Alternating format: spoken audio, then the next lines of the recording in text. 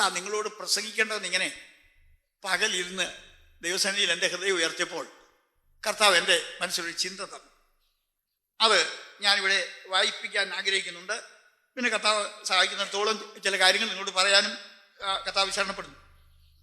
അപ്പോസ്തല പ്രവൃത്തികൾ 2-ാം അധ്യായത്തിൻ്റെ 43 മുതൽ ചുരുക്കം ചില വാക്യങ്ങൾ ആരെങ്കിലും ഒന്ന് വായിച്ചാണ്. Acts of the Apostles chapter 2 verses 43 following. എല്ലാവർക്കും ഭയമായി അപ്പോസ്തലന്മാരാൽ ഏറിയ അത്ഭുതങ്ങളും അടയാളങ്ങളും നടന്നു.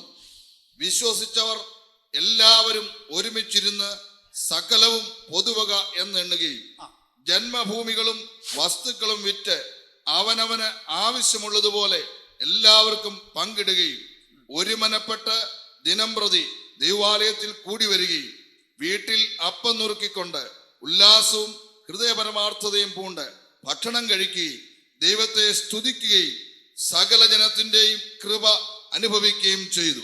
കർത്താവ് രക്ഷിക്കപ്പെടുന്നവരെ ദിനംപ്രതി സഭയോടെ ചേർത്തുകൊണ്ടിരുന്നു. Praise God, hallelujah.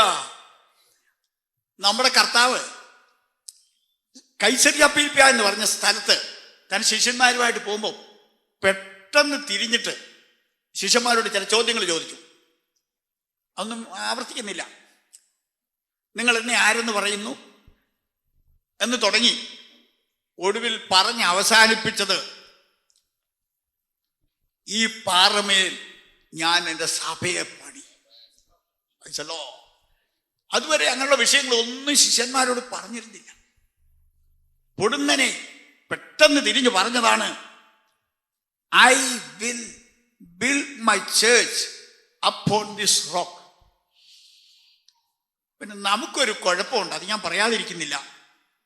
തമ്പുരാൻ എന്ത് പറഞ്ഞാലും നമുക്ക് തോന്നിയ പോലെ അത് വ്യാഖ്യാനിക്കുന്ന ഒരു ബലഹീനത നമുക്കും. അത് ഞാൻ കഴിഞ്ഞ ദിവസം സൂചിപ്പിച്ചതെന്ന് എൻ്റെ ഓർമ്മ. ഗബ്രിയേൽ ദൂതൻ ചെന്ന് കൃപ ലഭിച്ചവളേ എന്ന് വിശുദ്ധ മറിയോട് പറഞ്ഞു. ഈ ഞങ്ങളെയൊക്കെ ചില ആളുകൾ തെറ്റിദ്ധരിച്ചിരിക്കുന്നത് ഞങ്ങളൊക്കെ ഇങ്ങനെ യേശുവിൻ്റെ അമ്മയൊക്കെ പരിഹസിച്ചൊക്കെ പ്രസംഗിക്കുന്നവരാണെന്ന്. ഒരിക്കലുമല്ല. ഞാനത് ഇവിടെ യുഎഇ വന്നതിന് ശേഷം തന്നെ ചില മീറ്റിങ്ങുകളിൽ പറഞ്ഞു, എനിക്ക് ലോകത്തിൽ ഏറ്റവും സ്നേഹമുള്ള 2 സ്ത്രീകളുണ്ട്. മറ്റു എല്ലാവരോടും സ്നേഹമുണ്ടെങ്കിലും ഏറ്റവും കൂടുതൽ സ്നേഹം 2 സ്ത്രീകളോട്. ഒന്ന് യേശുവിൻ്റെ അമ്മയോട്. വയസ്സോളൂ. കാരണം എനിക്കൊരു രക്ഷകനെ ഭൂമിയിലേക്ക് ഒന്ന് അവതരിപ്പിക്കാൻ അവരുടെ ഉദരം സമർപ്പിച്ചു കൊടുത്തു എന്നുള്ള ആ വലിയ കോൺട്രിബ്യൂഷൻ അത് ഞാൻ നന്ദിയോടെ ഓർക്കുന്നുണ്ട്. പിന്നെ രണ്ടാമത് എനിക്ക് കൂടുതൽ സ്നേഹം എൻ്റെ അമ്മയോടാണ്. എൻ്റെ അമ്മയുടെ പേര് മറിയെന്ന്. പൈസലോ, നിങ്ങളോട് എല്ലാവരോടും എനിക്ക് സ്നേഹമുണ്ട്. പൈസലോ. ഓർക്കാപ്പുറത്ത് യേശു പറഞ്ഞു, ഞാൻ എൻ്റെ സഭയെ പണി. ചില ആളുകൾ ഈ കൃപ എന്നുള്ള വാക്ക് നന്മയെന്ന് എടുത്ത് മാറ്റിയതുപോലെ തന്നെ നാട്ടിൻപുറത്തൊക്കെ പലരും പ്രസംഗിക്കുന്ന ഞാൻ കേട്ടിട്ടുണ്ട്. പത്രോസേ, നീ പാറയാകുന്നു, ഈ പാറമേൽ ഞാൻ ഇതേ സഭയെ പണിയും. ഇന്ന് വരെ ഞാൻ ഒരു പുസ്തകത്തിലും അങ്ങനെ വായിച്ചിട്ടില്ല. പത്രോസേ, നീ പാറയാകുന്ന ഞാൻ ഒരു ഭാഷാന്തരത്തിലും വായിച്ചിട്ടില്ല. U Peter, you are Petros and I will build my church upon this rock. അത് പിന്നെ പത്രോസ് അപ്പോസ്തലൻ തന്നെ ഭാഷാന്തരം ചെയ്തപ്പോൾ നമ്മളെല്ലാം പെബിൾസ് ആണ്, പാറക്കല്ലുകളാണ്. നമ്മളെല്ലാവരും കൂടെ അവൻ്റെ അടുക്ക ചെന്നിട്ട് അവൻ്റെ മേൽ, പാറയാകുന്ന അവൻ്റെ മേൽ നമ്മളെ കൊച്ചു കൽക്കഷണങ്ങളായി ഉപയോഗിച്ചുകൊണ്ട് നമ്മളെ ക്രിസ്തുവാം പാറമേൽ പണിയും എന്ന് പറഞ്ഞപ്പോഴാണ് അതിൻ്റെ അർത്ഥം വ്യക്തമായി. ക്രിസ്തുവാകുന്ന പാറമേൽ പണിയപ്പെടുന്ന സ്വർഗീയ സൗധമാണ് ദൈവസഭ എന്ന് പറയുന്നത്. വീണ്ടും ഞാൻ പറയട്ടെ, ഇത് കർത്താവ് നേരത്തെ വെളിപ്പെടുത്തിയിരുന്നില്ല. താന് ആദ്യം ഞാൻ കഴിഞ്ഞ ദിവസം പറഞ്ഞ പോലെ ഒരു ടീച്ചറായിട്ടാണ് തൻ്റെ മിനിസ്ട്രി തുടങ്ങിയത്. ബഹുപുരുഷാരം തന്നെ കേൾക്കാനായിട്ട്, തൻ്റെ ഇമ്പമൊഴികൾ കേൾക്കാനായിട്ട് വന്നുകൂടി. അക്കൂട്ടത്തിൽ രോഗസൗഖ്യവും അനുഭവിക്കുന്നുണ്ട്, പിന്നെ വിശപ്പിന് ആഹാരവും കിട്ടുന്നുണ്ട്. അങ്ങനെ ആയിരുന്നു തൻ്റെ ആദ്യത്തെ ശുശ്രൂഷ. എന്നാൽ മുന്നോട്ട് പോയി കൊണ്ടിരുന്നപ്പോൾ ഞാൻ പറയട്ടെ, ഈ 25,000, 20,000, 10,000, 5,000 ഒക്കെ ഉള്ള പുരുഷന്മാര് കുറഞ്ഞു വന്നിട്ട് മക്കോസിന്റെ വീട്ടിൽ പ്രൈസ് ദി ലോർഡ് 12 പേര് തൻ്റെ അന്ത്യമൊഴികൾ കേൾക്കാനായിട്ടിരിക്കുകയാണ്. പുരുഷാരം കുറഞ്ഞു പോയ ആ പോക്ക് നിങ്ങളൊന്ന് കണ്ടേ. 12 പേരായിട്ട് ചുരുങ്ങി. കുറച്ച് കഴിഞ്ഞപ്പോൾ അതിനിടയ്ക്ക് ഒന്ന് വേറൊരുത്തം കൂടി എഴുന്നേറ്റ് പോയി. 11 കുറഞ്ഞു. ആ 11 പേരെ വെച്ചുകൊണ്ടാണ് താൻ സ്വർഗീയ മർമ്മങ്ങൾ വെളിപ്പെടുത്തിയത്. Price the Lord. ഹല്ലേലൂയ. ആൾക്കൂട്ടം സഭയല്ലെന്നുള്ള വിവരം ഇന്ന് രാത്രി ഞാൻ നിങ്ങളെ അറിയിക്കുന്നു. Price the Lord. ആൾക്കൂട്ടം സഭയല്ല. ഞാൻ കല്യാണം കഴിച്ചതാണ്. നിങ്ങളിൽ പലരും വിവാഹിതരാണെന്ന് എനിക്കറിയാം. നമ്മുടെ ആ കല്യാണ ദിവസം എല്ലാവരും ഒന്ന് ഓർത്ത് നോക്കി. ആ കല്യാണം നടന്ന ദിവസം എന്താളുകളുണ്ടായിരുന്നു. ചീഫ് ഗസ്റ്റ് ആണ്, പലരും ഉണ്ടായിരുന്നു. അവിടെ വന്നു കൂടിയതെല്ലാം മണവാളിനും മണവാട്ടിയൊന്നുമായി. Praise the Lord. അവരെ പ്രതിയാണ് മറ്റുള്ളവരെല്ലാം വന്നുകൂടിയത്. Praise the Lord. ഹല്ലേലൂയ. ലോക ജനതയെ ദൈവത്തിന്റെ ആത്മാവ് അരിച്ചരിച്ച് എടുത്ത് ഒടുവിൽ അവശേഷിക്കുന്നതാണ് ദൈവസഭ. ചിലർ വിചാരിക്കുന്നത് ഈ ലോകത്തിൽ ദൈവബോധമുള്ള എല്ലാവരെയും കൂടെ കൂട്ടി ഒരു വലിയ സഭ ഉണ്ടാക്കുമെന്നാണ്. അങ്ങനല്ല. ഈ കർത്താവ് തന്നെ ഒരിക്കൽ പറഞ്ഞു, സ്ത്രീകളിൽ നിന്ന് ജനിച്ചവരിൽ യോഹന്നാൻ സ്നാപകനോടും ആത്മീയ യോഗ്യതയുള്ള ഒരു മനുഷ്യൻ ഉണ്ടായിട്ടില്ലെന്ന് കർത്താവ് തീർത്തു. സത്യമാണ്. പെർഫെക്റ്റ് മേനായിരുന്നു താൻ. എന്നാൽ യോഹന്നാനെ കർത്താവ് ഒരു ബ്രാക്കറ്റിലിട്ടു. എന്ത് പറഞ്ഞെന്നറിയാമോ?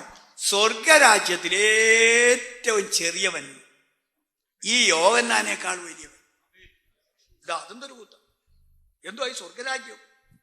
കർത്താവ് മീൻ ചെയ്തത് തൻ്റെ തിരുസഭയാണ്. തൻ്റെ തിരുസഭയുടെ ഒരംഗത്തിൻ്റെ ആത്മീയ യോഗ്യത പഴയ നിയമ വിശുദ്ധന്മാരിൽ അഗ്രേസരനായ യോഹന്നാന് പോലുമില്ല. You follow? ആരും നിങ്ങളെ തെറ്റിക്കരുത്. ഇതാ സത്യം. കർത്താവ് പറഞ്ഞതാണ് എൻ്റെ ആധാരം. ഇത് യേശു പറഞ്ഞതാണ്. സ്വർഗരാജ്യത്തിലെ ഏറ്റവും ചെറിയൊരു വ്യക്തിക്കുള്ള സ്ഥാനം പഴയ നിയമ വിശുദ്ധന്മാരിൽ അഗ്രേസരനായ യോഹന്നാന് പോലും ഇല്ല. സഭയെന്ന് പറയുന്നത് പുതിയ നിയമത്തിന്റെ വാക്യങ്ങളെ ആധാരമാക്കി ഞാൻ നിങ്ങളോട് പറയാം. അത് പൂർവ്വകാലങ്ങൾക്കും തലമുറകൾക്കും മറഞ്ഞു കിടന്നതാണ്. Praise the Lord. പ്രവാചകന്മാര് പോലും ഇതെന്താണെന്ന് മനസ്സിലാക്കിയിരുന്നില്ല. അംശമായിട്ടും സൂചനയായിട്ടും ഒക്കെ അവർ ചില കാര്യങ്ങൾ പറഞ്ഞിട്ടേ ഉണ്ടായിരുന്നു. അബ്രഹാമിനും ഇസ്ഹാക്കിനും യാക്കോബിനും പോലും അതിന്റെ വ്യക്തമായ വെളിപ്പാട് ലഭിച്ചിരുന്നില്ല. ദൈവത്തിന് സ്തോത്രം. ഒത്തിരി ചിന്തകൾ എൻ്റെ മനസ്സിൽ കൂടി ഇങ്ങനെ കടന്നു പോവുകയാണ്. ഈ പൗലോസ് അപ്പോസ്തലൻ വിവിധ വിഷയങ്ങളെ ആസ്പദമാക്കി അതിഗംഭീരമായ ലേഖനങ്ങൾ എഴുതിയ ഒരു വിശുദ്ധനാണ്.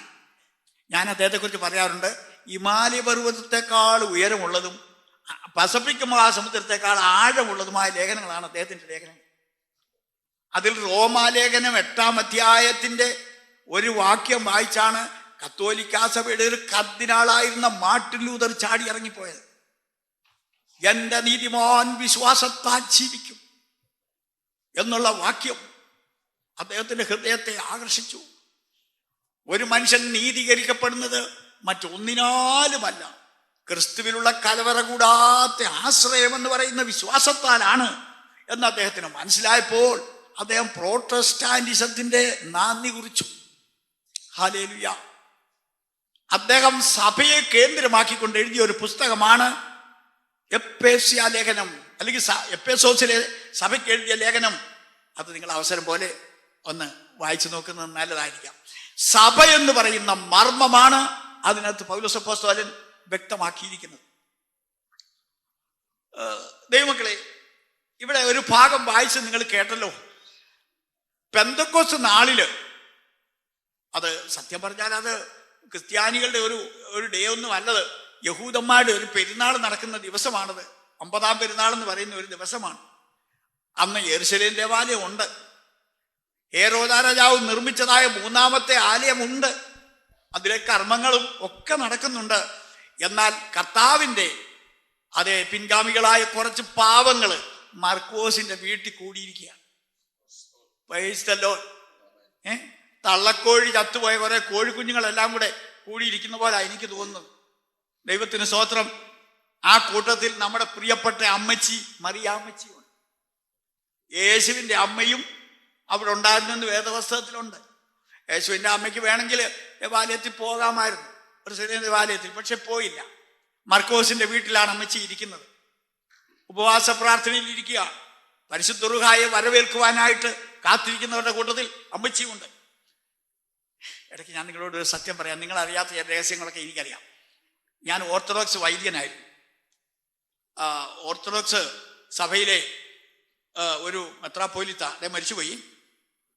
അദ്ദേഹം ഈ കുർബാന തക്സാകൾ എഡിറ്റ് ചെയ്ത് ഒരു പുസ്തകം പ്രസിദ്ധീകരിച്ചപ്പോൾ അതിൻ്റെ അവതാരികയിൽ അദ്ദേഹം, അതിൻ്റെ മുഖവിരയിൽ അദ്ദേഹം ഇങ്ങനെ എഴുതിയിരുന്നു. അത് നിങ്ങളൊന്ന് കേൾക്കണം, അത് കഴിഞ്ഞ് മുമ്പോട്ട് പോവാം. പരിശുദ്ധ റൂഹ പന്തക്കോസ്ത് നാളിൽ അത് മർക്കോസിന്റെ വീട്ടിൽ ഇറങ്ങി എന്ന് തുടങ്ങി ചില കാര്യങ്ങൾ ഇങ്ങോട്ട് പറഞ്ഞിട്ട് പത്രോസ് അപ്പോസ്തലനും മറ്റും വിശ്വസിച്ച് മുന്നോട്ട് വന്ന ആളുകളെ വിശുദ്ധ മാമോദീസ കഴിപ്പിച്ചു, അല്ലെങ്കിൽ കഴിച്ചു എന്ന് പറഞ്ഞിട്ട് അതിന്റെ താഴെ പറഞ്ഞിരിക്കുന്ന കേൾക്കണോ നിങ്ങൾക്ക്? അവർ യേശുവിന്റെ അമ്മയായ വിശുദ്ധ മറിയയെയും മാമോദീസ മുക്കി. ഇത് പെന്തിക്കോസുകാരുടെ പുസ്തകത്തിലല്ല. ഓർത്തഡോക്സ് സഭയിലെ ഒരു മെത്രാപ്പോലിത്ത പത്രോസ്, അതെ, റംബാച്ചൻ എന്ന് പണ്ടൊക്കെ അറിയപ്പെട്ടിരുന്ന പത്രോസ് ഒസ്താത്യോസ് എന്നുള്ള പേരിൽ ജീവിച്ച് അന്തരിച്ചു പോയ ഒരു ബഹുമാനീയ ദൈവദാസൻ എഴുതിയ പുസ്തകത്തിൽ എഴുതിയിരിക്കുന്നതാണ്.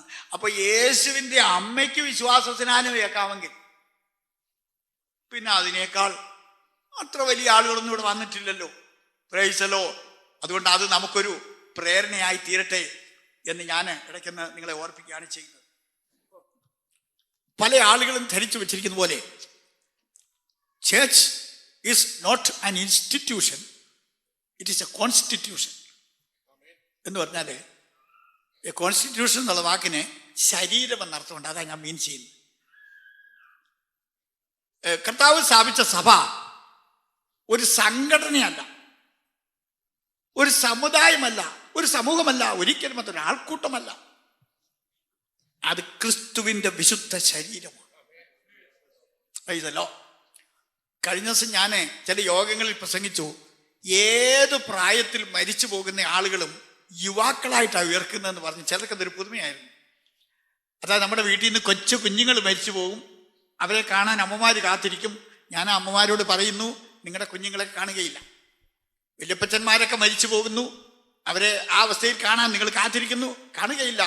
അവരെല്ലാവരും യൗവന ശരീരമുള്ളവരായിട്ടായിരിക്കും ഉയർക്കുന്നത്. അപ്പൊ ചിലർക്ക് അങ്ങോട്ട് ഉൾക്കൊള്ളാൻ കഴിഞ്ഞില്ല. പിന്നെ ഞാൻ ഇങ്ങനെ പറയേണ്ടി വന്നു, തലയുടെ അത്രയും പ്രായം വേണമല്ല ശരീരത്തിനും. തലയ്ക്ക് 33 വയസ്സാണ്. അപ്പൊ 33 വയസ്സുള്ള ശിരസിനോട് ചേരാൻ പോകുന്ന സഭയുടെ പ്രായം യൗവനമായിരിക്കണം. പ്രൈസല്ലോ. ദൈവത്തിന്റെ സഭയിൽ ശിശുക്കളില്ല, വൃദ്ധന്മാരുമില്ല. അയ്യോ, അങ്ങനെ ഞാൻ പറഞ്ഞു കേട്ടാലും തെറ്റിദ്ധരിക്കല്ലേ. പ്രൈസല്ലോ. ഏത് പ്രായത്തിൽ മരിച്ചു പോകുന്ന ഏത് കുടുംബത്തിൽപ്പെട്ട ഏത് ജാതിയിൽപ്പെട്ട കുഞ്ഞുങ്ങളും തീരുമാനശക്തിക്ക് മുമ്പേ മരിച്ചു പോയാൽ അവർ നരകത്തിൽ പോകയില്ലെന്ന് വിശ്വസിക്കുന്നവനാണ് ഞാൻ. നിങ്ങൾ ആരും യോജിക്കണമെന്ന് എനിക്ക് നിർബന്ധമൊന്നുമില്ല. പരിശുദ്ധാത്മാവ് എനിക്ക് തന്ന വെളിപ്പാടാണ്. അതുപോലെ തന്നെ മന്ദബുദ്ധികളായിട്ട് മരിച്ചു പോകുന്ന ആളുകളെ തമ്പുരാനെടുത്ത് നരകത്തിൽ എറിയുമെന്ന് ഞാൻ വിശ്വസിക്കുന്നില്ല. നമ്മുടെ നിത്യത നിശ്ചയിക്കുന്നത് 2 കാരണങ്ങളാലാണ്. ഒന്ന് ഗുഡ് കോൺഷ്യൻസ്, 2 ഫ്രീ വിൽ. നമ്മുടെ നല്ല മനസാക്ഷിയും അതിനെ സംബന്ധിച്ചുള്ള നമ്മുടെ തെരഞ്ഞെടുപ്പിന്റെ സ്വാതന്ത്ര്യവും. ഈ 2 കാര്യങ്ങളെ അടിസ്ഥാനപ്പെടുത്തി മാത്രമേ ദൈവം ആരെയെങ്കിലും ന്യായം വിധിക്കൂ. Praise God. പിന്നെ ഈ ചില ആളുകള് ഈ എൻ്റെ പ്രസംഗം കേട്ടോണ്ടിരിക്കുമ്പോൾ തന്നെ അവർ മനസ്സിൽ ചിന്തിക്കുന്ന എനിക്കിങ്ങനെ മനസ്സിലാകുന്ന പോലെ തോന്നാറുണ്ട്. ആരോ ചിലരിപ്പോ ഇരുന്ന് ചിന്തിക്കുന്നു, ശിശുസ്നാനം അത്യാവശ്യമല്ലേ? അവര് നമ്മൾ സ്നാനം കൊടുക്കാതിരുന്നാൽ അവർ നരകത്തിൽ പോകാൻ സാധ്യതയില്ലേ? അതുകൊണ്ട് നമ്മുടെ ഉത്തരവാദിത്വമല്ലേ കുഞ്ഞുങ്ങളായിരിക്കുമ്പോൾ തന്നെ സ്നാനം നടത്തി അവരുടെ രക്ഷയെ ഉറപ്പാക്കേണ്ടത്? 7 വർഷം അറിയാതെ ശിശുസ്നാനം നടത്തിപ്പോയൊരു മനുഷ്യനാണ് ഞാൻ. I was sincerely wrong. ഞാൻ അറിയാതെ തെറ്റ് ചെയ്തു പോയൊരു മനുഷ്യനാണ്. തമ്പുരാൻ എന്നെ ചില കാര്യങ്ങൾ പഠിപ്പിച്ചു. ദൈവത്തിന് സ്തോത്രം. ജന്മപാപം അല്ലെങ്കിൽ ഉത്ഭവപാപം, ആദാമ്യപാപം നിലനിൽക്കുന്നു എന്നുള്ള സങ്കല്പത്തിന്റെ പേരിലാണ് ശിശുക്കളെ സ്നാനപ്പെടുത്തുന്നത്. അതേസമയം യാക്കോബായ സഭയിൽ കർത്താവിനെ സ്തുതിക്കുന്ന ഒരു ഭാഗത്ത് ഇങ്ങനെ പറയുന്നുണ്ട്, ആദാമിന്റെ കടച്ചീട്ടിനെ അവൻ കീറിക്കളഞ്ഞു. ആദാമിന്റെ കടഭാരം എഴുതിയതായ കടച്ചീട്ട് കർത്താവ് കീറിക്കളഞ്ഞെന്ന് പറയുകയും പിന്നെയും ആദാമിന്റെ പാപം നിൽക്കുന്നെന്ന് പറയുകയും കൂടെ ചെയ്യുന്ന എന്തൊരു വൈരുദ്ധ്യമാണ്. പൈസല്ലോ, ആദാമ്യ പാപം എന്നൊരു പാപം ഇന്നില്ല. അത് കാൽവറിയിൽ യേശു തീർത്തു. അതിന്റെ പേർക്ക് ഇനി കൊച്ചുങ്ങളെ ഒന്നും മാമോദിസ മുക്കണ്ടെന്ന് ബഹുമാനപ്പെട്ട അച്ഛന്മാരെ കാണുമ്പോൾ പറഞ്ഞുതരും. പൈസലോ, ഒരു കർമ്മവും വേണ്ട. അവരാ അവസ്ഥയിൽ തന്നെ പോയാൽ അവരെ തമ്പുരാൻ രക്ഷിക്കും. പക്ഷെ അവർ സഭയുടെ അംഗത്വത്തിൽ വരികയില്ല. പ്രൈസലോ, എൻ്റെ പിതാവിന്റെ ഭവനത്തിൽ അനേകം വാസസ്ഥലങ്ങളുണ്ട്. സഭ ഒരു സ്പെഷ്യൽ ഗ്രൂപ്പാണ് കേട്ടോ. ദൈവത്തിന് സ്തോത്രം. ഇനി സഭയുടെ കൂട്ടിച്ചേർപ്പിന്റെ യോഗ്യത ഞാൻ നിങ്ങളോട് പറയാം. വചനം കേട്ടവരായിരിക്കണം, അംഗീകരിച്ചവരായിരിക്കണം, സ്വന്തം തെറ്റിനെ കുറിച്ച് ദുഃഖിച്ചവരായിരിക്കണം, കർത്താവിനെ രക്ഷിതാവായി സ്വീകരിച്ചവരായിരിക്കണം. പൈസലോ, അത്രയും യോഗ്യതകളുള്ള ആളുകളെ മാത്രമേ സഭയുടെ അംഗത്വത്തിൽ എടുക്കുകയുള്ളൂ. എൻ്റെ അപ്പൻ്റെ പേര് ഐസക് എന്നാണ്. എൻ്റെ പേര് അബ്രഹാം. ഐസക്കിന്റെ മകനായിട്ട് ജനിച്ചത് കൊണ്ട് ഞാൻ വിശ്വാസിയല്ല. അല്ലെങ്കിൽ മറ്റൊരു ഭാഷയിൽ പറഞ്ഞാൽ ആദാമിന്റെ പൈതൃകത്തിൽ ജനിക്കുന്നത് കൊണ്ട് ആരും ക്രിസ്ത്യാനിയാകുന്നില്ല. അബ്രഹാമ്യ പാരമ്പര്യത്തിൽ ജനിച്ചെങ്കിൽ മാത്രമേ വിശ്വാസിയായി തീരുകയുള്ളൂ. വ്യക്തിപരമായി നമ്മൾ അറിഞ്ഞ് അംഗീകരിച്ച് ഏറ്റെടുക്കുമ്പോൾ മാത്രമേ നമ്മൾ ക്രിസ്ത്യാനികളാകൂ. ഒരുത്തനെ പിടിച്ച് വേറൊരുത്തന് ക്രിസ്ത്യാനിയാക്കാനും ഒക്കത്തില്ല. എ എന്ന് പറഞ്ഞ ഒരുത്തനെ ബി എന്ന് പറഞ്ഞ ഒരുത്തൻ ഇങ്ങോട്ട് വന്ന് എടുത്ത് ക്രിസ്ത്യാനിയാക്കാൻ ഒക്കുകയില്ല. വാക്യം കേൾക്കണോ? അവനെ കൈക്കൊണ്ട് അവന്റെ നാമത്തിൽ വിശ്വസിക്കുന്ന ഏവർക്കും, അടുത്ത വാക്ക് കേട്ടോണം, ദൈവമക്കൾ ആക്കുവാനല്ല ആകുവാൻ അധികാരം കൊടുത്തു. ആകുവാൻ അധികാരം നമ്മുടെ കയ്യിൽ നേരിട്ട് തന്നിരിക്കുകയാണ്. ആയിക്കോളാൻ ആകുവാൻ അധികാരം ലഭിച്ചു. അങ്ങനെ ലഭിച്ച അധികാരപത്രം വിനിയോഗിച്ചിട്ട് ധൈര്യത്തോടെ ക്രിസ്ത്യാനികളായി തീർന്ന ആളുകൾ അവരുടെ കൈകളെ ഒന്ന് നിർത്തി. ഇനി മറച്ചോണ്ട് വെക്കാൻ നേരമൊന്നുമില്ല. കർത്താവിന്റെ വരവ് വളരെ അടുത്തിരിക്കുക. എത്ര നാളായി ഇങ്ങനെ ഒളിച്ചു. അതുകൊണ്ട് ദൈവമക്കൾ ആകുവാൻ അധികാരം തന്നു. പൈസല്ലോ, ദൈവത്തിന് സ്തോത്രം. മുഖവര ഒത്തിരി ഞാൻ നീട്ടുന്നില്ല, അതിന്റെ കണ്ടൻസിലേക്ക് കടന്നു പോവുകയാണ്. ഈ നിന്നിടത്ത് തന്നെ നിന്നാ മതി, ഉള്ളു ശുദ്ധമായിരുന്നാ മതി എന്നൊക്കെ പറയുന്ന ആളുകൾ നമ്മുടെ ഇടയിലുണ്ട്. ഞാൻ ചോദിക്കട്ടെ, അങ്ങനെയാണെങ്കിൽ യെരൂശലേം ദേവാലയത്തിൽ പെന്തക്കോസ്തായുടെ ചടങ്ങുകളൊക്കെ നടക്കുന്ന സമയത്തല്ലേ മർക്കോസിന്റെ വീട്ടിൽ ഈ കൂട്ടം കൂടിയിരിക്കുന്നത്? ഉള്ളു ശുദ്ധമായി യെരൂശലേം ദേവാലയത്തിൽ ഇരുന്നാ പോരെ? പോരാഞ്ഞിട്ടാണ് മർക്കോസിന്റെ വീട്ടിൽ വന്നിരിക്കുന്നത്. ദേവാലയത്തിലെ കർമ്മങ്ങളുമായിട്ട് ഇവർക്കൊരു ബന്ധവുമില്ല. പൈസലോ, യേശുവിന്റെ അമ്മ ഉൾപ്പെടെ മർക്കോസിന്റെ വീട്ടിലായിരിക്കുന്നത്. സത്യം ഞാൻ നിങ്ങളോട് പറയാം, നമ്മുടെ കത്തോലിക്ക സഹോദരങ്ങളും ഒക്കെ പറയുന്നത് ജപമാല രാജ്ഞിയും ഫാത്തിമ മാതായും ഒക്കെ ആയിട്ട് ഇങ്ങനെ പല വേഷങ്ങളൊക്കെ അവൾക്ക് കൽപ്പിക്കുന്നെങ്കിലും സത്യം പറഞ്ഞാൽ യേശുവിന്റെ അമ്മ ഇന്ന് ഭൂമിയിലുണ്ടായിരുന്നെങ്കിൽ പെന്തിക്കോസ്തുകാരുടെ യോഗത്തിന് മാത്രമേ അമ്മ പോകും. എനിക്ക് നല്ല ഓർമ്മ. കാരണം വിശ്വാസത്തിനാണ് അമ്മ പള്ളി പോകും. ദൈവത്തിന് സ്തോത്രം. അതുകൊണ്ട് ആരും നമ്മളെ ബിരുദ് തെറ്റിക്കരുത്.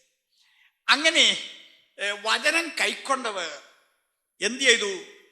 ദേ സ്റ്റേഡ് ടുഗദർ. അവർ ഒരുമിച്ച് കൂടിയിരുന്നു എന്നാണ് നമ്മൾ വായിക്കുന്നത്. പിന്നെ ഈ അപ്പോസ്തോലിക വിശ്വാസത്തിലേക്ക് വന്നവർക്ക് ഒരു അപ്പസ്റ്റോലിക് ഫെയ്ത്ത് ഉണ്ട്, അവർക്കൊരു അപ്പസ്റ്റോലിക് സിസ്റ്റം ഓഫ് ലൈഫ് ഉണ്ട്, ഒരു അപ്പസ്റ്റോലിക ജീവിത രീതിയും അവർക്കുണ്ട്. അതൊക്കെ നിങ്ങൾ കേട്ടല്ലോ, വായിച്ച ആ ടെക്സ്റ്റ് കേട്ടവർക്കറിയാം. അവരെന്ത് ചെയ്തു? അവരൊന്നിച്ച് കൂടിയിരുന്നു. എന്നിട്ട് അവിടെ ഒത്തിരി കാര്യങ്ങളൊക്കെ ഞാനങ്ങ് വിടുകയാണ്. കാരണം അവരെ സ്വാർത്ഥത എല്ലാം വെടിഞ്ഞവരായിരുന്നു. സ്വന്തം എന്നാരും ഒന്നും എണ്ണിയില്ല. ചുരുക്കി പറഞ്ഞാൽ ഈ കമ്മ്യൂണിസം, സോഷ്യലിസം എന്നൊക്കെ പറയുന്ന വാക്കുകളുണ്ടല്ലോ, ഇതെല്ലാം ഈ ഭാഗത്തു നിന്ന് ലോകക്കാർ കടമെടുത്തതാണ്. കാൾ മാർക്സ് അതിക്ക് വേണ്ടി ഇതിൽ നിന്ന് നല്ല ചില വാക്കുകളൊക്കെ അയാൾ എടുത്തന്നേ ഉള്ളൂ. പക്ഷേ ഇപ്പൊ കമ്മ്യൂണിസവും കുരുങ്ങിക്കിടക്കുക. കമ്മ്യൂണിസത്തിനകത്ത് എല്ലാം തൊഴിലാളികളാണെന്നും പറഞ്ഞ് തുടങ്ങിയിട്ട് ഇപ്പൊ കമ്മ്യൂണിസം തൊഴിലാളി മുതലാളിയുമായിട്ട് തിരിഞ്ഞിരിക്കുക. നടത്തിപ്പുകാര് മുതലാളിമാരും മുദ്രാവാക്യം വിളിക്കുന്നവർ തൊഴിലാളികൾ. അതേക്കുറിച്ച് പ്രസംഗിക്കല്ലല്ലോ നമ്മുടെ ഉദ്ദേശം. അപ്പോ ഇതിൻ്റെയൊക്കെ വികലമായ പതിപ്പുകൾ ലോകത്തിൽ ഇറങ്ങുന്നുണ്ട്. എന്നാൽ ഞാൻ നിങ്ങളോട് പറയട്ടെ, നമ്മൾ വാസ്തവത്തിൽ കർത്താവിലായി കഴിയുമ്പോൾ നമ്മൾ ഒന്നാണെന്നുള്ള ഒരു ബോധം നമുക്കുണ്ടാകും, അഥവാ ഉണ്ടാകണം. നിങ്ങൾക്ക് UAE കേരളത്തിലുള്ളവരെക്കാൾ കുറച്ചുകൂടെ അതുണ്ടെന്ന് ഞാനങ്ങ് വിശ്വസിക്കുകയാണ്. അതുണ്ടാകണം.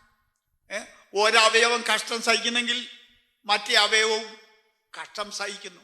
ഞാൻ ചില നാളുകൾക്ക് മുമ്പ് ഓർക്കുന്നുണ്ട്, ഡോഹായിൽ ചെന്നപ്പോൾ ലേബർ ക്യാമ്പുകളിൽ പല മീറ്റിങ്ങുകൾക്ക് പ്രസംഗിക്കാൻ സഹോദരന്മാരെ കൊണ്ടുപോയി. സത്യം പറഞ്ഞാൽ ആ പാവങ്ങളുടെയൊക്കെ ഇരിപ്പും അവരുടെ പ്രതികരണമൊക്കെ കണ്ടപ്പോൾ എൻ്റെ കണ്ണുകൾ നിറഞ്ഞുപോയി.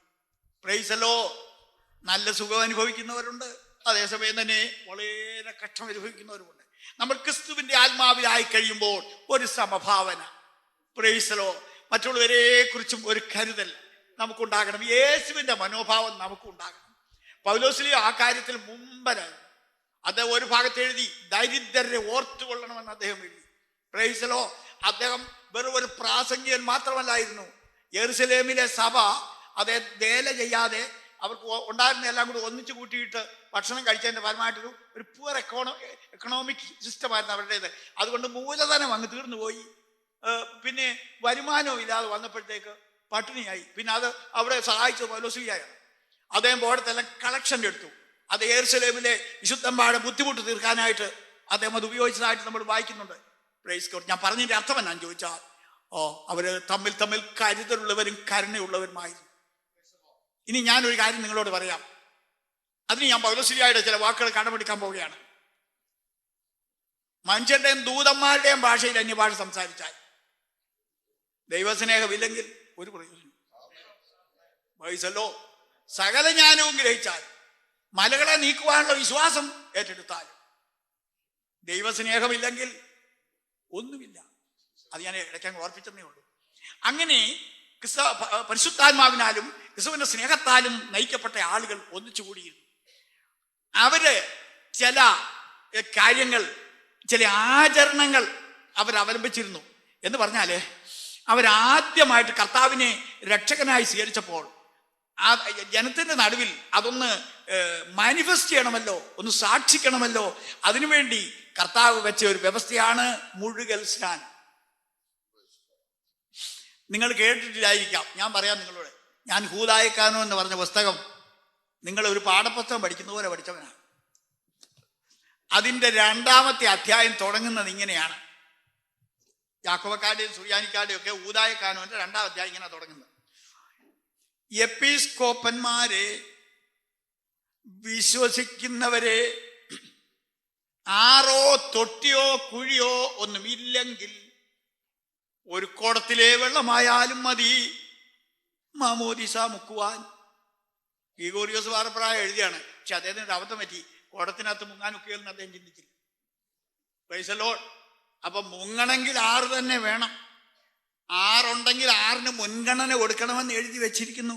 എൻ്റെ പ്രിയപ്പെട്ട സഹോദരങ്ങൾ, ആരെങ്കിലും പള്ളിയിൽ പോകുന്നവരുണ്ടെങ്കിൽ ബഹുമാനപ്പെട്ട അച്ഛന്മാരെ കാണുമ്പോൾ ഇതൊന്ന് ചോദിച്ചേക്കണം. ഇങ്ങനെ ഒരു എക്സച്ചൻ വന്ന് ഞങ്ങളോട് പ്രസംഗിച്ചു. അദ്ദേഹം പറഞ്ഞ ശരിയാണോ എന്നൊന്ന് ചോദിക്കണം. 2ാം അധ്യായം. പിന്നെ ഒത്തിരി കാര്യങ്ങൾ അതിനോട് ചേർത്ത് പറഞ്ഞിട്ടുണ്ട്. സ്നാനപ്പെടുന്ന സ്ത്രീ പുരുഷന്മാർ മോതിരങ്ങൾ ആദിയായ ആഭരണങ്ങളൊക്കെ നീക്കം ചെയ്യണമെന്നൊക്കെ ആ ഉദായിക്കാനോ എഴുതിയിരിക്കുന്നു. അതിനെ ഓർപ്പിച്ചതേ ഉള്ളൂ. സ്നാനം ഒരിക്കലാണ്, ഒരിക്കൽ സ്നാനം. അത് കഴിഞ്ഞ് പലപ്പോഴും ചെയ്യേണ്ടതായ ചില കാര്യങ്ങളും കർത്താവ് തൻ്റെ സഭയിൽ അത് അനുശാസിച്ചു. അതാണ് ലോർഡ് സപ്പർ, കർത്തൃമേശ അല്ലെങ്കിൽ തിരുമേശ. ഈ പെന്തക്കോസിലേക്കൊക്കെ പോകുന്ന ആളുകളോട്, ഈ സമുദായ ബന്ധത്തിൽ നിൽക്കുന്ന പ്രിയപ്പെട്ടവർ ചിലപ്പോൾ ചോദിക്കാറുണ്ട്, ആട്ടെ നിങ്ങൾ ഞങ്ങളുടെ പള്ളിയിൽ നിന്നൊക്കെ പോയി, നിങ്ങൾ പോയി മുങ്ങുകയൊക്കെ ചെയ്തു, പക്ഷേ നിങ്ങൾക്ക് തിരുശരീരം ഭക്ഷിക്കാൻ ഒക്കുന്നുണ്ടോ? അപ്പൊ ചിലത് പറയും ശരിയാ, കിട്ടുന്നില്ല. തിരുശരീരം ഭക്ഷിക്കാൻ കിട്ടുന്ന എങ്ങനെയാ? ഞാൻ 2 ബൈബിൾ കോളേജുകളിൽ ഞാൻ കേരളത്തിൽ ക്ലാസ് എടുക്കുന്നുണ്ട്. അവിടുത്തെ സ്റ്റുഡൻസിനെ ഞാൻ ഈയിടെ പഠിപ്പിക്കുന്നു. 3 കർത്തൃ ശരീരങ്ങളെ കുറിച്ച് പഠിക്കാമെങ്കിൽ കുർബാന എന്തുവാണ്, തിരുശരീരം എന്താണെന്നൊക്കെ മനസ്സിലാകും. 3 കർത്തൃ ശരീരങ്ങൾ നിങ്ങൾക്ക് നിങ്ങളുടെ ഹൃദയത്തിൽ ഓർമ്മയിൽ അത് ഫീഡ് ചെയ്യാൻ കഴിയുമെങ്കിൽ ഞാൻ പെട്ടെന്ന് അങ്ങ് പറഞ്ഞേക്കാം. 3 കർത്തൃ ശരീരങ്ങൾ. 1, കർത്താവ് ലോകത്തിൽ ജനിച്ചപ്പോൾ വചനം ജഡമായി തീർന്ന ഒരു ശരീരമുണ്ടല്ലോ, മറിയയിൽ നിന്ന് എടുത്തതെന്നല്ല വേദോസ്തയിൽ എഴുതിയിരിക്കുന്നത്. പള്ളിക്ക് അങ്ങനെ ചൊല്ലുന്നുണ്ട്, മറിയയിൽ നിന്ന് ജഡം എടുക്കുകയും എന്ന് പറയുന്നെങ്കിലും വചനത്തിൽ പറയുന്നത് വചനം ജഡമായി തീർന്നു. ഒരു കോൺട്രിബ്യൂഷൻ കൂടാതെ വചനം ജഡമായി തീർന്നു. ആ ശരീരമാണ് ഗെത്സെമനാൻ തോട്ടത്തിൽ നെടുമ്പാട് വീണ് അതേ വ്യഥ അനുഭവിച്ചത്. ആ ശരീരമാണ് അതേ പങ്കപ്പാടുകൾ സഹിച്ചത്. ആ ശരീരമാണ് 3 ആണികളുടെ മേൽ 2 കള്ളന്മാരുടെ നടുവിൽ തൂക്കപ്പെട്ടത്. ആ ശരീരമാണ് മരിച്ച് യൗസേപ്പിന്റെ കല്ലറയിൽ അടക്കപ്പെട്ടത്. ആ ശരീരമാണ് ഉയർത്തത്. ആ ശരീരമാണ് ബെഥാന്യമലയുടെ മുകളിൽ നിന്ന് സ്വർഗത്തിലേക്ക് പോയത്. ആ ശരീരത്തോടുകൂടി തന്നെ ആയിരിക്കും മടങ്ങി വരുന്നത്.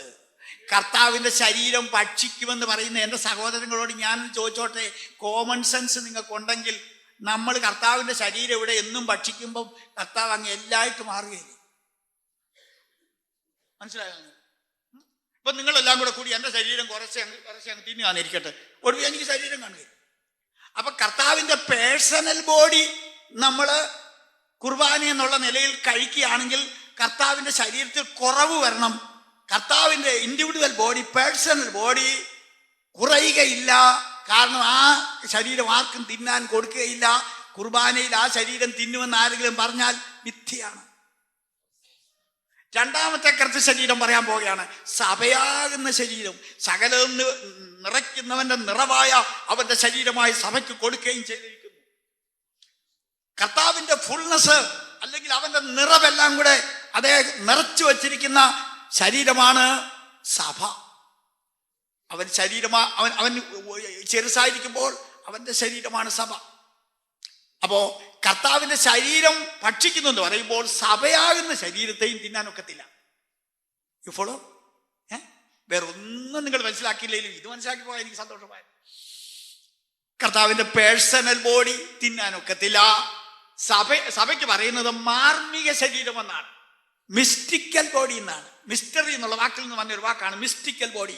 സഭ ഒരു മാർമിക ശരീരമാണ്. നമ്മൾ പള്ളികളിൽ കുർബാന അനുഭവിക്കുമ്പോൾ സഭയാകുന്ന ശരീരവും തിന്നാനൊക്കുന്നില്ല. അപ്പോൾ നമ്പർ 1, കർത്താവിന്റെ ആളത്വ ശരീരം തിന്നാനൊക്കത്തില്ല. അവന്റെ മാർമിക ശരീരമാകുന്ന സഭയെയും തിന്നാനൊക്കത്തില്ല. പിന്നെ കർത്താവ് ഇതെന്റെ ശരീരം എന്ന് പറഞ്ഞത് എന്താ പിന്നെ നമുക്ക് തിന്നാൻ സാധിക്കുന്നത്? അത് പറയാം. അത് ആ കർത്താവായ യേശുക്രിസ്തു ആകുന്ന ശിരസും തന്നോട് പറ്റിച്ചേർന്ന് നിൽക്കുന്ന അവന്റെ മാർമിക ശരീരമാകുന്ന സഭയും തമ്മിലുള്ള ബന്ധത്തെ സാദൃശീകരിക്കുന്നതായ അടയാള ശരീരം അല്ലെങ്കിൽ സിംബോളിക് ബോഡി എന്ന് പറയുന്ന ആ അപ്പമാണ് നമുക്ക് തിന്നാൻ കഴിയുന്നത്. ഇപ്പോഴോ നിങ്ങളുടെ മനസ്സിൽ പതിഞ്ഞോ? അത് ആളത്വ ശരീരം തിന്നാനൊക്കത്തില്ല, സഭയാകുന്ന മാർമിക ശരീരവും തിന്നാനൊക്കത്തില്ല. ഈ ബന്ധങ്ങളെ കൂട്ടിച്ചേർക്കുന്ന ഒരു അടയാള ശരീരമുണ്ട്, അതാണ് ഈ അപ്പം. അത് തിന്നാം. പ്രൈസലോ. അതുകൊണ്ട് യേശുവിന്റെ ശരീരം തിന്നാനൊന്നും ആരും പോകരുത്. പ്രൈസലോ. അത് തന്നെയുമല്ല, ഞാൻ കുർബാന ചൊല്ലിയിട്ടുള്ള ആളല്ലേ.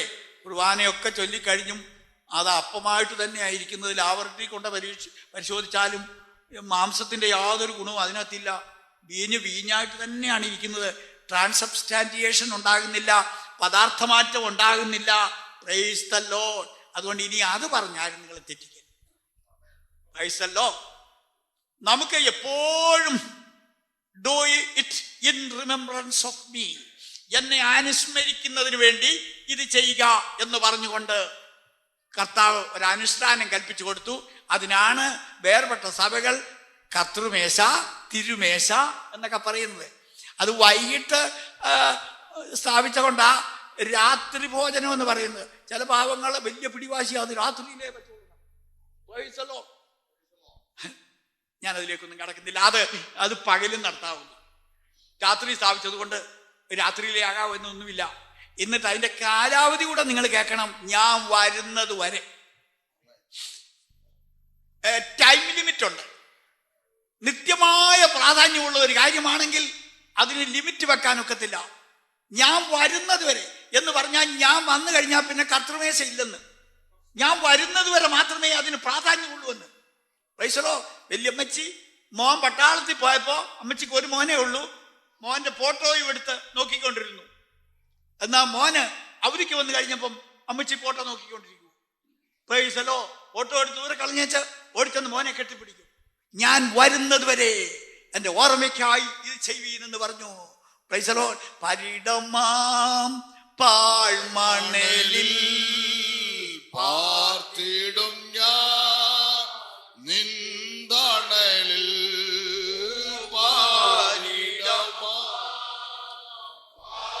മണലിൽ പാർത്തിടും ഞാൻ നിന്തണലിൽ മരണദിന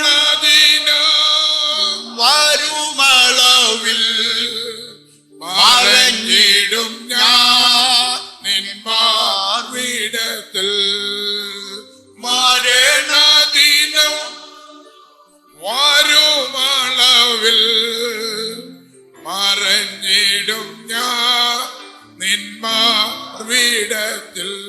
ഓക്കെ, നമുക്ക് വീണ്ടും പ്രാർത്ഥിച്ചുകൊണ്ടിരിക്കാം. പ്ലീസ് എല്ലാവരും കർത്താവിൽ നിന്ന് പ്രതീക്ഷിച്ചുകൊണ്ടിരിക്കണം. കർത്താവ് സ്ഥാപിച്ച സഭയുടെ ഒരു ഏകദേശ രൂപം നിങ്ങൾക്ക് കിട്ടിയല്ലോ. യെരുശലേം ദേവാലയം ഉണ്ടായിരിക്കുമ്പോൾ തന്നെ ഇൻ ദ ഹൗസ് ഓഫ് മർക്കോസിന്റെ വീട്ടിലാണ് ഇത് സ്ഥാപിതമായത്. അത് കഴിഞ്ഞത് തുടരുമ്പോൾ അതിന്റെ താഴെ നിങ്ങൾ ശ്രദ്ധിച്ചിട്ടുണ്ടെങ്കിൽ വീടുകളിൽ അപ്പം നുറുക്കിക്കൊണ്ടെന്നായിരുന്നു. This is a household church.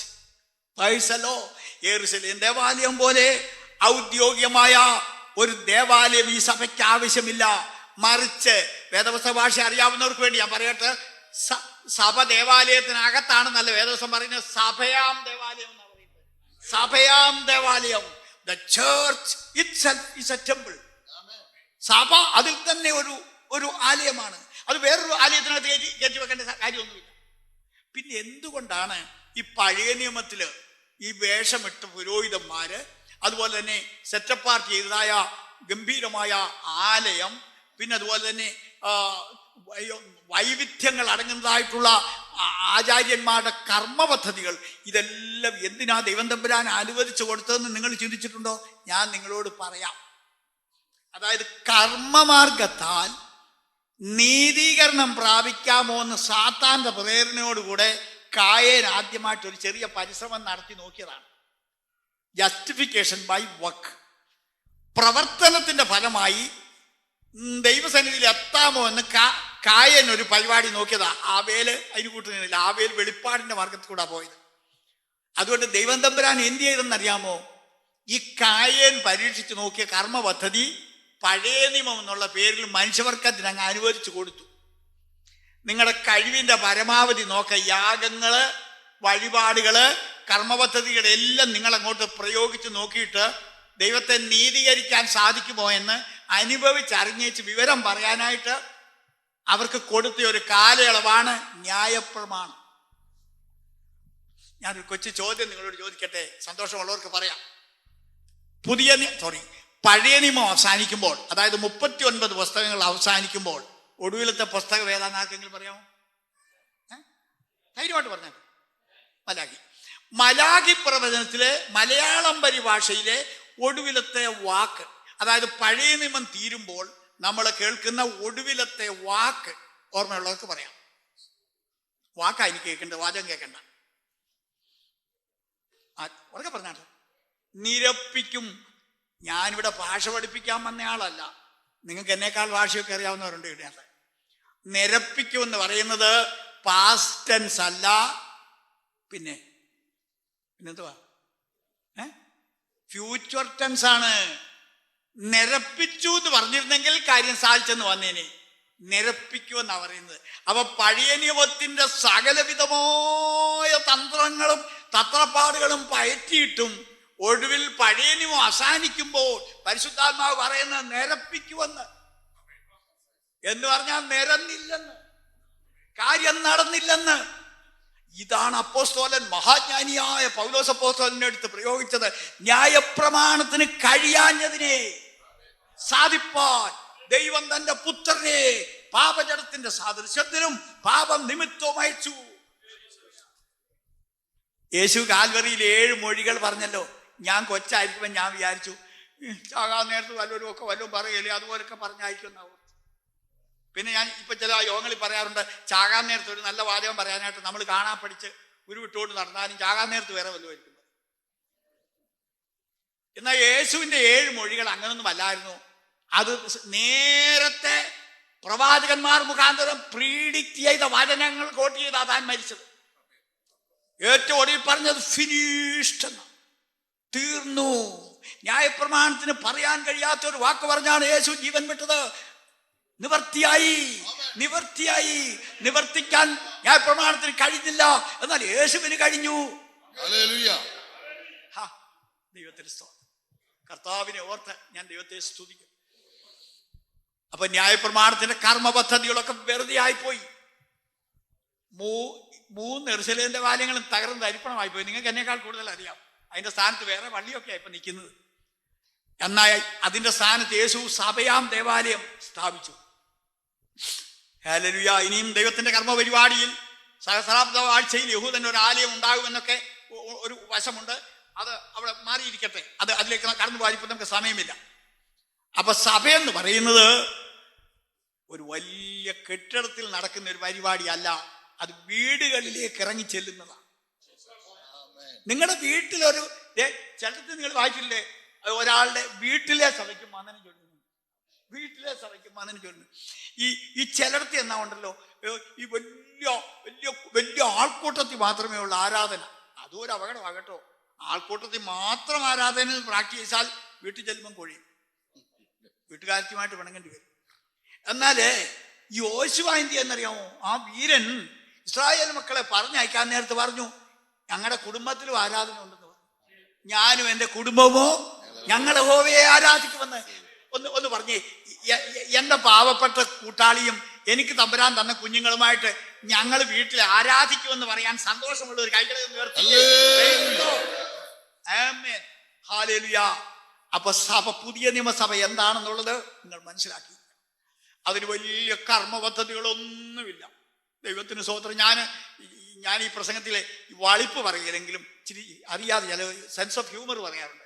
ഈയിടെ ഞാൻ പ്രാർത്ഥനയെക്കുറിച്ച് ഒരിടത്ത് പ്രസംഗിച്ചപ്പോൾ ഞാൻ പറഞ്ഞു, ലാസറിന്റെ കല്ലറയ്ക്കൽ നമ്മളെ ആരെ കൊണ്ടെങ്കിലും പ്രാർത്ഥിപ്പിക്കാറുണ്ടെങ്കിൽ ലാസർ 5-ാം ദിവസത്തിലേക്ക് കടന്നേനെ പറഞ്ഞാൽ നിർത്താൻ അറിയത്തില്ല.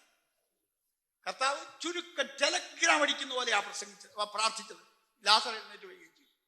പ്രൈസ്തല്ലോ.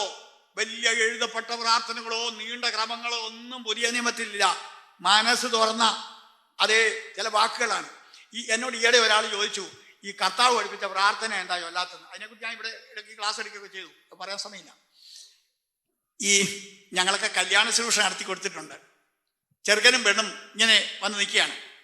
അപ്പൊ അവരെ വേദിയിൽ വെച്ച് ആദ്യം സംസാരിക്കുന്നത് ഞങ്ങൾ ചൊല്ലിക്കൊടുത്ത വാചകത്തിൽ കൂടെ,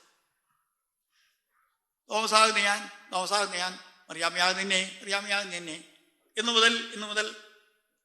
അപ്പൊ ഞങ്ങൾ ചൊല്ലിക്കൊടുത്ത വാചകം കടമെടുത്താണ് അവർ സംസാരിക്കുന്നത്. എന്നിട്ട് അവർ വീട്ടിൽ ചെല്ലുമ്പോഴും തോമസാകുന്ന ഞാൻ, തോമസാകുന്ന ഞാൻ. അങ്ങനല്ല, അവിടെ ചെന്ന് കഴിയുമ്പോൾ അവരുടെ സ്വന്തമായ വാചകത്തിൽ അവർ സംസാരിക്കും. വൈസലോ. പുതിയ നിയമസഭയിലെ പ്രാർത്ഥന എന്ന് പറയുന്നത് എക്സ്റ്റംബർ പ്രയർ ആണ്. ഹൃദയത്തിൽ നിന്ന് പരിശുദ്ധാത്മാവ് അപ്പോഴപ്പോൾ ഉദിപ്പിക്കുന്ന സ്വകാര്യ വാക്കുകൾ ഉപയോഗിച്ചുള്ള പ്രാർത്ഥനയാണ്. ഹല്ലേലൂയ. സഭയുടെ ഒരു ഏകദേശ രൂപം നിങ്ങൾക്ക് മനസ്സിലാകുന്നുണ്ടായിരിക്കും അല്ലേ? ഇനി ഇടയ്ക്ക് ഒരു കാര്യം പറയാം. ചില വർഷങ്ങൾക്ക് മുമ്പ് എൻ്റെ വേഷം ഇതല്ലായിരുന്നു. പൈസലോ. ഞാനിപ്പം മനുഷ്യന്റെ രൂപത്തിലായിരിക്കുന്നു. എന്താ ഇങ്ങനെ വരാൻ കാര്യമെന്നറിയാമോ? ഞാൻ സഭാചരിത്രം പഠിച്ചു കഴിഞ്ഞപ്പോൾ എനിക്ക് മനസ്സിലായി, AD 3 നൂറ്റാണ്ട് വരെയും the Church of God was very simple in its teachings and output.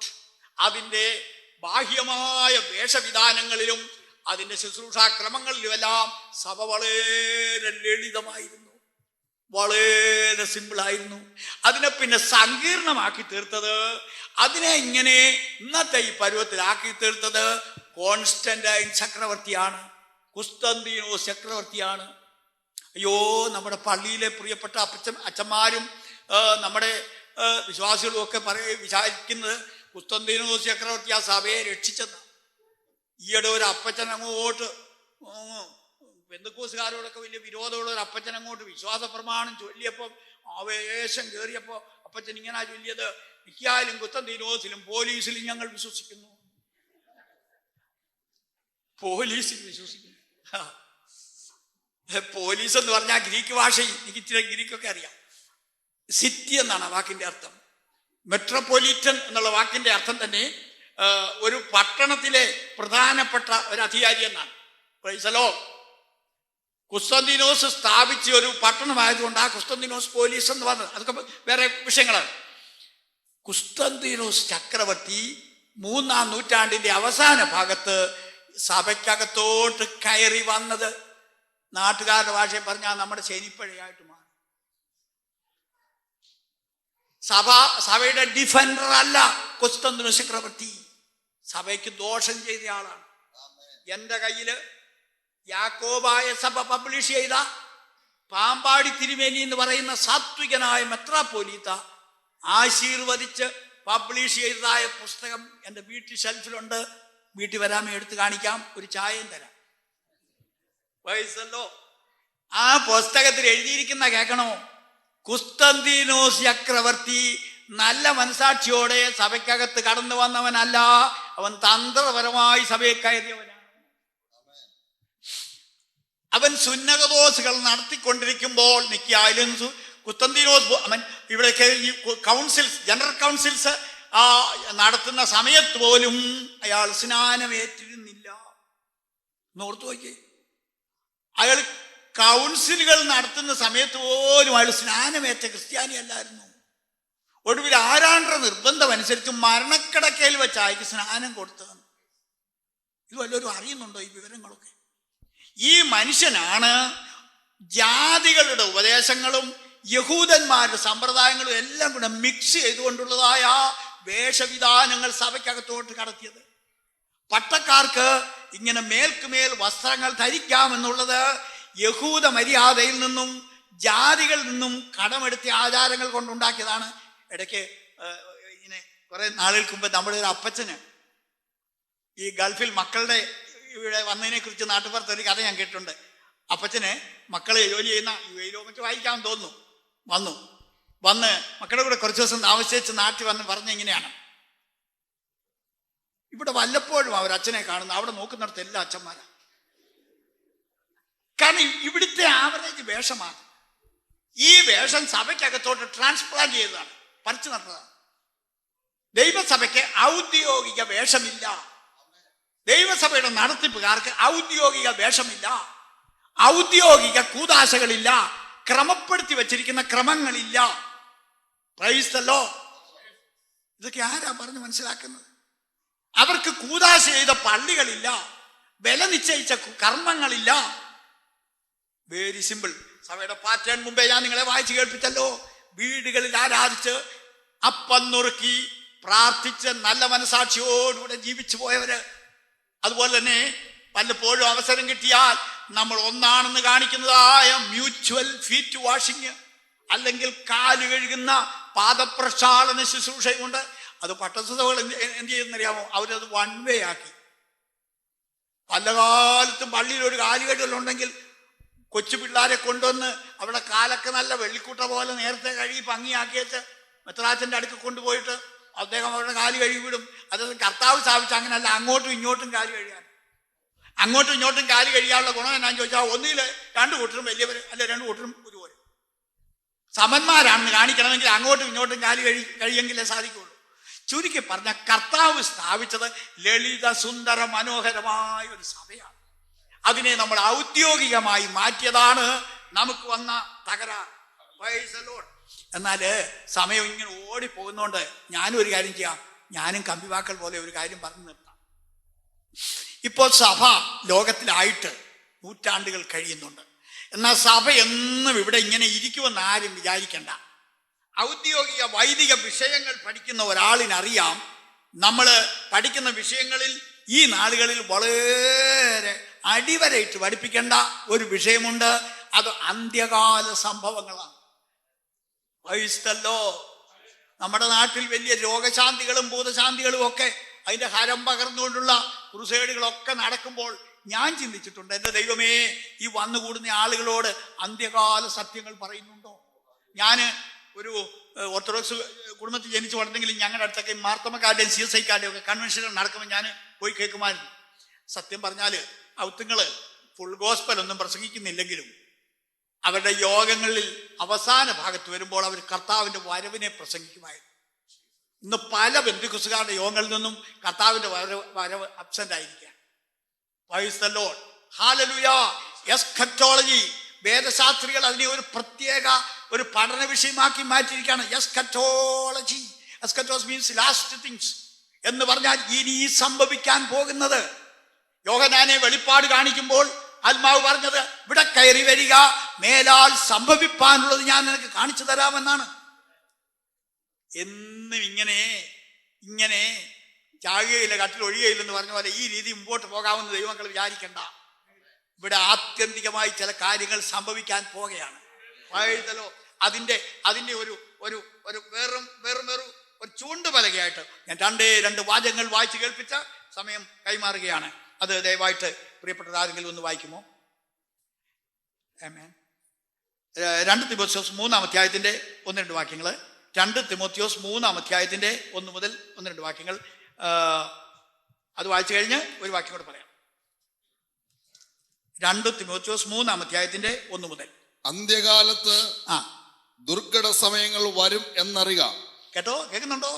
അന്ത്യകാലത്ത് പെരിലസ് ടൈംസ്, ഉപദ്രവം നിറഞ്ഞ സമയങ്ങൾ, മുന്നോട്ട് പോകാൻ ബുദ്ധിമുട്ടുന്ന സമയങ്ങൾ വരുമെന്നറിയുക. ആര് പറഞ്ഞു? ദിവ്യജ്ഞാനിയായ പൗലോസ്ലീഹ എഴുതിയിരിക്കുകയാണ്. അടുത്തത്, മനുഷ്യർ സ്വസ്നേഹികളും ദ്രവ്യാഗ്രഹികളും വമ്പ് പറയുന്നവരും അഹങ്കാരികളും ദൂഷകന്മാരും അമ്മയപ്പന്മാരെ അനുസരിക്കാത്തവരും നന്ദി കെട്ടവരും അശുദ്ധരും വാത്സല്യമില്ലാത്തവരും ഇണങ്ങാത്തവരും ഏഷണിക്കാരും അജിതേന്ദ്രിയന്മാരും ഉഗ്രന്മാരും സൽഗുണദോഷികളും. മതി, ഇത്രയും കേട്ടതിന് നിങ്ങൾക്ക് എന്തോ മനസ്സിലായി? അന്ത്യകാലം അടുക്കുമ്പോൾ മോറൽ ഡിജനറേഷൻ അല്ലെങ്കിൽ ധാർമ്മിക അധപ്പതനം പെരുകും. നിങ്ങൾ സമ്മതിക്കുന്നുണ്ടോ? കൊച്ചു പിള്ളേരുടെ കൈ വരെ മൊബൈൽ ഫോണാണ്. ഇതിൽ കൂടുതൽ ലോകം ഇനി എന്തോ അഭിവൃദ്ധി പ്രാപിക്കാനാണ് ഓരോരുത്തരും ഇങ്ങോട്ട് ചോദിക്കുന്നത്. പക്ഷെ ഞാൻ ചോദിക്കുന്നത്, ശാസ്ത്രത്തിന് ഒത്തിരി കണ്ടുപിടുത്തങ്ങൾ കമ്പോളത്തിലുണ്ട്. ഞങ്ങളുടെ നാട്ടിലുള്ളതിനേക്കാളൊക്കെ ഒത്തിരി സാധനങ്ങൾ ഇവിടെ നിങ്ങൾക്ക് തന്നെ അറിയാം ഉണ്ടാക്കി വെച്ചിട്ടുണ്ട്. പക്ഷെ എൻ്റെ ചോദ്യം, മനുഷ്യന്റെ മോറൽ സൈഡ് നന്നാകുന്നുണ്ടോ? അവന്റെ ഹ്യൂമാനിറ്റി നന്നാകുന്നുണ്ടോ? സമശിഷ്ടങ്ങളോട് സ്നേഹവും കാരുണ്യവും വർദ്ധിക്കുന്നുണ്ടോ? അതായത് ഈ മൃഗങ്ങൾക്ക് ചികിത്സിക്കുന്ന ഒരു ഡോക്ടർ, അദ്ദേഹത്തിന് ഒരു നെയിം ബോർഡ് വെക്കാൻ നേരത്തെ എന്തോ ഈ ഡോക്ടർക്ക് എന്താ പേര് വെക്കേണ്ടത്? അപ്പോൾ ഒരാൾ പറഞ്ഞു മൃഗവൈദ്യൻ. അപ്പോൾ വേറെ ഒരു ബുദ്ധിമാൻ പറഞ്ഞു ശരിയല്ല, മൃഗവൈദ്യൻ എന്ന് പറഞ്ഞാൽ വൈദ്യന് അപമാനം. അപ്പൊ നല്ല ഭാഷ പഠിച്ചൊരുത്തനെ കൊണ്ടുവന്നു. അവൻ കൊടുത്ത് മൃഗീയ വൈദ്യൻ എന്ന് പറഞ്ഞാൽ മൃഗത്തിന് ചികിത്സിക്കുന്ന ആൾ. അപ്പോൾ മറ്റതിനേക്കാൾ കുറച്ചുകൂടെ മെച്ചമാണെന്നുള്ള രീതിയിലാണ് വന്നു. ഇപ്പം മൃഗം മൃഗീയമായിട്ട് മാറിയിരിക്കുക. മൃഗം എത്ര അധപ്പതിച്ചാലും മൃഗത്തെക്കാൾ അധപ്പതിക്കില്ല. എന്നാൽ മനുഷ്യൻ മൃഗത്തെയും കടത്തിവെട്ടി പിശാചിന്റെ നിലയിലേക്ക് അവൻ അധപ്പതിച്ചിരിക്കുക. ഈ മോറൽ ഡിക്ലൈൻ, ഈ ധാർമ്മിക അധപ്പതനം ഒരു 19 നൂറ്റാണ്ടുകൾക്ക് മുമ്പെങ്കിലും പൗലോസ്ലീഹ കുറിച്ചു വച്ചു. അന്ത്യകാലത്ത് ഇത് കാണുമ്പോൾ നീ ഓർത്തോണം, അന്ത്യകാലത്തിന്റെ വക്കിൽ നീ എത്തിയിരിക്കുന്നെന്ന്. ഇതിനെ നന്നാക്കാൻ ഒരു രാഷ്ട്രത്തിനും പ്രോജക്റ്റ് ഇല്ല, ആർക്കും ഒരു ആയുധമില്ല ഇതിനെ നന്നാക്കിയെടുക്കുവാൻ. മനുഷ്യൻ നന്നാകണമെന്ന് പണ്ടാരാണ്ട് പറഞ്ഞെങ്കിലും സൂപ്പ് കൊടുത്ത് അവന്റെ ശരീരം നന്നാക്കുന്നേ ഉള്ളൂ, അവന്റെ ആത്മാവിനെ നന്നാക്കാൻ ഒരു പദ്ധതിയുമില്ല. അതിന് നീ ദൈവത്തിങ്കിലേക്ക് വരണം, അതിന് സുവിശേഷത്തിലേക്ക് വരണം, അല്ലാതൊരു പോംവഴി വേറെ ഇല്ല. വരണം. ഇവിടെ വായിക്കാം 1 തിമോത്തിയോസ് 4-ന്റെ 1 മുതൽ. 1 തിമോത്തിയോസ് 4-ാം അധ്യായത്തിന്റെ 1 മുതൽ ചില വാക്യം. എന്നാൽ ഭാവി കാലത്ത്, മുമ്പേ അന്ത്യകാലത്ത് എന്ന് പറഞ്ഞതിന് പകരം വേറൊരു വാക്ക് പ്രയോഗിച്ചതേ ഉള്ളൂ. രണ്ടും കാര്യം ഒന്ന് തന്നെയാ. അതും പൗലോസ്ലീഹ പറയുന്നത്. എന്നാൽ ഭാവി കാലത്ത് ചിലർ വ്യാജാത്മാക്കളെയും ഭൂതങ്ങളുടെ ഉപദേശങ്ങളെയും ആശ്രയിച്ച്, അതൊന്നൊരു ഉപദേശമാണ്. ഭൂതങ്ങളുടെ ഉപദേശങ്ങളെയും ആശ്രയിച്ച് ഭോഷ്ക് പറയുന്നവരുടെ കപടത്താൽ വിശ്വാസം വിശ്വാസം ത്യജിക്കുമെന്ന് ആത്മാവ് തെളിവായി പറയുന്നു. ഇനി അതിന്റെ താഴെ രണ്ട് വാക്യം കൊണ്ട് വായിച്ചു. അവർ സ്വന്തം മനസാക്ഷിയിൽ ചൂടുവെച്ചവരായി വിവാഹം വിലക്കുകയും. ഇങ്ങോട്ട് നോക്കിയ എല്ലാവരും, ഞാൻ ഇന്ന് സഭയിലൊക്കെ ടീച്ചിങ് ഉണ്ട്. എന്നാ അച്ഛൻ വരെ കല്യാണം കഴിക്കാം. അതിന്റെ മോളോട്ട് പോകാൻ ഉദ്ദേശിക്കുന്നെങ്കിൽ കല്യാണം പാടില്ല. വായിച്ചല്ലോ, അതിന് തിയോളജി ഉണ്ടാക്കി വെച്ചിട്ടുണ്ട്. മെത്രാച്ചന്മാർക്ക് കല്യാണം കഴിക്കാൻ പാടില്ലെന്നുള്ള എന്റെ theology. Marriage is natural and celibacy is super natural എന്ന് എഴുതി വെച്ചേക്കും. ഞാനത് എന്റെ ഭാഷയിലാക്കിയിരിക്കുന്നത് എങ്ങനെയാണ്? Marriage is natural and celibacy is exception. Paulose Sleeha കല്യാണം കഴിക്കാതിരുന്നത് പ്രൈസ് ദി ലോർഡ് കല്യാണം മോശമായതുകൊണ്ടല്ല. പൗലോസ് പോകുന്നിടത്തെല്ലാം ഭാര്യ കൊണ്ട് വനുക്കുവോ ഇതുപോലെ അലിഞ്ഞു നടന്നു. അതുകൊണ്ട് വേണ്ടാന്ന് വെച്ചതാ. പ്രൈസ് ദി ലോർഡ് വിവാഹം മോശമായിട്ടൊന്നുമല്ല. വിവാഹം പാപമാണെന്നുള്ള അർത്ഥത്തിൽ വിവാഹം മാറ്റിയിരിക്കുന്ന വട്ടത്ത സഭകൾ പിടിക്കപ്പെട്ടിരിക്കുകയാണ്. കാരണം എന്താണെന്ന് അറിയാം, ഞാൻ പ്രസംഗിക്കുന്നിടത്തൊക്കെ പറയും പരിശുദ്ധനായ കർത്താവിന്റെ കല്യാണം വരെ ഉറച്ചിരിക്കുകയാണ്. കർത്താവ് സഭയാ മണവാട്ടിയുമായിട്ട് വിവാഹം കഴിക്കാനായിട്ട് സഭയേറ്റവും ആസന്നമായിരിക്കുകയാണ്. അതുകൊണ്ട് വിവാഹം വിലക്കുകയും ഒക്കെ ചെയ്യുന്ന ദുരുപദേശം സഭയിൽ കടന്നു വരുമെന്ന് പൗലോസ്ലീഹ കുറിച്ചു വെച്ചിരിക്കുന്നു. യെസ്, എന്റെ താഴെ ഒന്ന് വായിച്ചേ, വേഗം വായിച്ച. സത്യത്തെ ഗ്രഹിച്ചിരിക്കുന്ന വിശ്വാസികൾ സ്തോത്രത്തോടെ അനുഭവിപ്പാൻ ദൈവം സൃഷ്ടിച്ച ഭോജ്യങ്ങളെ വർജിക്കണമെന്ന് കൽപ്പിക്കുകയും ചെയ്യും. മനസ്സിലായോ? നീ ഭക്തിയുടെ പേരില് 50 നോയുമ്പോ ഏതെങ്കിലും ഒരു കാലഘട്ടം നിശ്ചയിച്ചിട്ട് ഇറച്ചി കൂട്ടരുത്, മീൻ കൂട്ടരുത്, വെജിറ്റേറിയൻ ആകാം എന്ന് നീ ഭക്തിയുടെ പേരിൽ ഒരാഹാരത്തെ നീ മാറ്റി നിർത്തരുത്. Praise the Lord. നീ ഫാസ്റ്റിംഗ് ആണെങ്കിൽ കംപ്ലീറ്റ് ഫാസ്റ്റിംഗ്, അല്ലാതെ ചില ആഹാര സാധനങ്ങൾ ഭക്തി ജീവിതത്തിനെതിരാണ് എന്ന് പറയുന്ന ജാതീയ ഉപദേശം അത് ദൈവികമല്ല. അത് സംഭവിക്കുമെന്ന് പൗലോസ്ലീഹ ആത്മദൃഷ്ടിയിൽ നേരത്തെ കണ്ടു. Price the Lord. എൻ്റെ ആശയങ്ങൾ എന്തെങ്കിലും അവ്യക്തമായിട്ട് നിങ്ങൾക്ക് തോന്നുന്നെങ്കിൽ എന്നോട് പേഴ്സണലായിട്ട് സംസാരിച്ചാൽ ഞാൻ പിന്നെ അത് വ്യക്തമാക്കി തരാം. ചുരുക്കി പറഞ്ഞാൽ അപ്പോസ്തലനായ പൗലോസിന്റെയും മറ്റും പ്രവചനങ്ങൾ ഇതാ കണ്ണിന്റെ മുമ്പിൽ നിറവേറിയിരിക്കുന്നു. ഒന്ന് ധാർമ്മികത പതനം ഒരു വശത്ത്, ഇവിടെ വിശ്വാസത്യാഗം. Praise the Lord. Falling away from the right faith of Christ. ക്രിസ്തുവിന്റെ സത്യപാതയിൽ നിന്ന്, വിശ്വാസത്തിൽ നിന്ന് അതേ അകന്നകന്നകന്ന് ഞങ്ങൾ പള്ളി ചൊല്ലുന്ന ഭാഷയിൽ പറഞ്ഞാൽ പലതരം ഉപദേശങ്ങളൊക്കെ പാരിൽ മുളച്ച് വരക്കുന്നു. ദൈവത്തിന് ഉപദേശം തൊട്ട് അവസാനിപ്പിപ്പോൻ ധന്യൻ. അതുകൊണ്ടാണ് ഞാൻ അവിടുന്ന് പോകുന്നത്. പലതരം ഉപദേശങ്ങളുടെ പുറകെ നടക്കാൻ എനിക്ക് ആയുസുമില്ല, അതിന് എനിക്ക് കഴിയുമില്ല. അതുകൊണ്ട് എനിക്ക് ദൈവത്തിന്റെ ഉപദേശം തൊട്ട് അവസാനിപ്പിക്കണമെന്നൊരാഗ്രഹം മാത്രമേ എനിക്കുള്ളൂ. നിങ്ങളോട് എനിക്ക് പൗലോസ് പ്രസംഗിച്ച പോലെ നേരം പുലരും വരെ പ്രസംഗിച്ചാൽ കൊള്ളാമെന്ന് എൻ്റെ ഉള്ളത്തിൽ ആഗ്രഹമുണ്ട്. എൻ്റെ പ്രിയരെ ഞാൻ നിങ്ങളോട് പറയട്ടെ, കർത്താവിൻ്റെ വരവ് വളരെ അടുത്തിരിക്കുകയാണ്. വേദപുസ്തകം തീരാൻ നേരത്ത് ഏറ്റവും ഒടുവിൽ കർത്താവ് പറഞ്ഞ എന്നാന്നറിയോ? ലോ ഐ കം ക്വിക്ക്ലി എന്നാണ്. അതിനുശേഷം താൻ ഒന്നും പറഞ്ഞിട്ടില്ല ബൈബിളിൽ. Price the Lord. അതുപോലെ തന്നെ സഭ ഏറ്റവും ഒടുവിൽ പറഞ്ഞ് പ്രാർത്ഥിച്ച് നിർത്തിയിരിക്കുന്നത് കം ലോർഡ് ജീസസ് എന്നാണ്. കർത്താവേ അങ്ങ് വരണേ എന്ന് പറഞ്ഞാ വേദപുസ്തകം അവസാനിപ്പിച്ചത്. എന്നാൽ ഇപ്പൊ നാട്ടിൻപുറത്ത് കൂട്ടങ്ങളൊക്കെ നിങ്ങൾ വന്നൊന്ന് കണ്ടേ, ആമേൻ കർത്താവായ യേശുവേ തരണമേ. കർത്താവിന്റെ വരവിന് വേണ്ടി കേണപേക്ഷിച്ച് അതൊരു ജീവൽ പ്രശ്നമായി ഏറ്റെടുത്ത് കാത്തിരിക്കുന്ന വിശുദ്ധന്മാരെ ചേർക്കുവാൻ യേശു താമസമിനാ മടങ്ങി വരും. അന്ന് ഞാൻ ഉണ്ടായിരിക്കണമേ, നിങ്ങൾ ഉണ്ടായിരിക്കണമേ എന്ന് ഇന്ന് രാത്രി ഞാൻ നിങ്ങളോട് അപേക്ഷിക്കുന്നു. Praise God. നമുക്ക് ആ വാക്യം എല്ലാവർക്കും കൂടെ ഒന്ന് ചേർന്ന് ഒന്ന് ചൊല്ലാം. ഞാനത് ചൊല്ലിത്തരാം. ആമേൻ. കർത്താവായ യേശുവേ വരണമേ. ആമേൻ.